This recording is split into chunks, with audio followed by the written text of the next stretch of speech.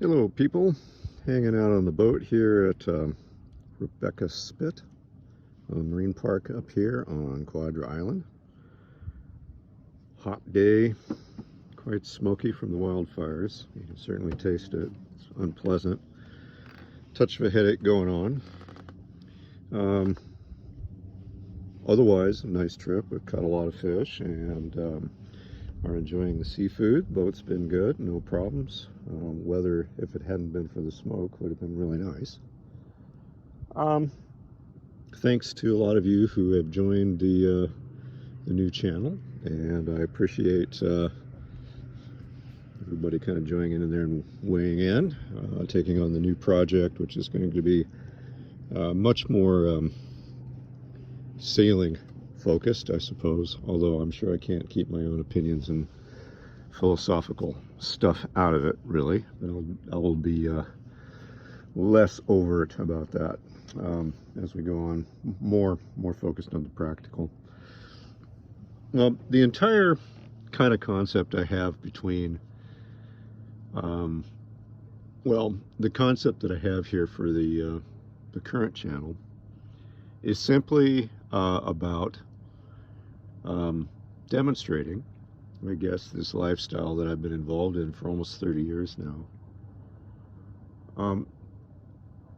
What it means, how it is that you go about it kind of realistically.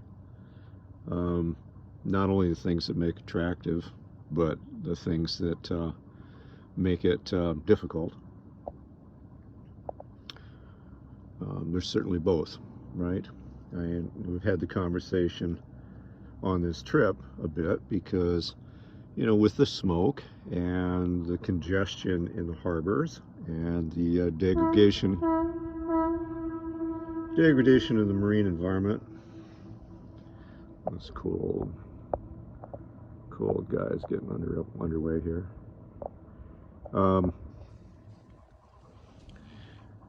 You know, it can be discouraging, and you know, I've been at this long enough that the lifestyle that I enjoy here is markedly more difficult than it was when I got involved. It's like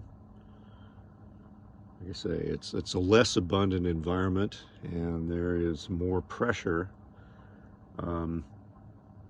facing those who would be would-be participants in this lifestyle than there was when I first got started. Generally speaking, the quality of the relationship that I would say that the average mariner has to the environment in which they inhabit it's markedly less robust. There's much less inherent respect for the marine environment and what there is that the sea teaches you. Much less consideration for other boaters. That's changed a lot. A lot of it comes down to the fact that technological advances, and especially tools of navigation, have made it possible for people of, you know, pretty mediocre commitment to this world to be out in it. And I mean, that's new for sure. It used to be that you just couldn't be a complete bonehead to participate in boating, but today with modern chart plotters and all the rest, there's very little that a person actually needs to know to be out on the water, and you know, that certainly shows. But it also shows more in the lack of consciousness that many boaters hold, either again for the environment that they have the privilege of inhabiting, or their neighbors, and that's tough. Still, you know, the question I've been asked a lot, Adrian and I have been discussing this a lot recently, is, well, like, still, in spite of the difficulties, why participate in this lifestyle?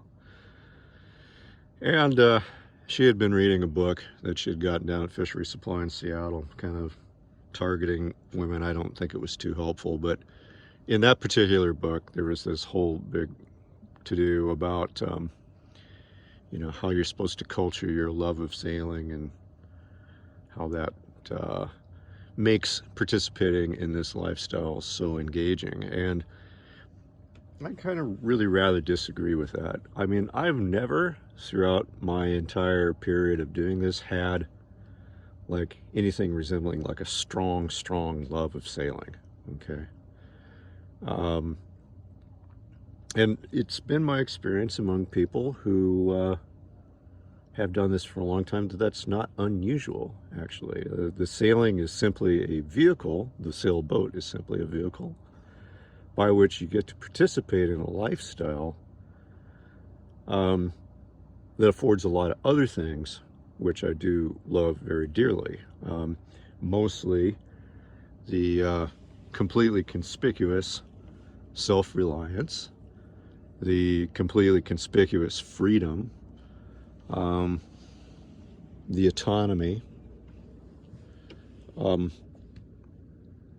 especially in a world that is getting to be more and more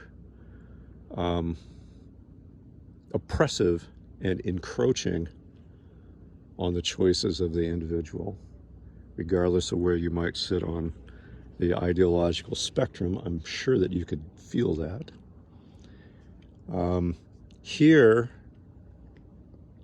we still retain the ability to more or less live life by our chosen terms because of the relative economy of the lifestyle and the mobility of the lifestyle and everything that goes with it. If we make the choice to say no, we have the capacity and the agency by which we literally can act upon that. That is a privilege that very few people possess anymore. It is actually the autonomy that I love about this lifestyle far more than sailing. And it is the thing that, in spite of the fact that sailing gets often difficult, I do feel that my choices here are still really well supported. And well, I'd offer that up as something to think on. I mean, those of you who have followed my content for a while know that I'm gravely concerned about many aspects of what the future is going to hold. And more people are every day, too. So I advocate for this lifestyle because it is one of the few opportunities by which you can still find actionable strategies by which to face a difficult future, whatever that might look like, with courage and autonomy and an authentic moral compass. That's what I love about this lifestyle, and certainly what I would most want to share. Cheers.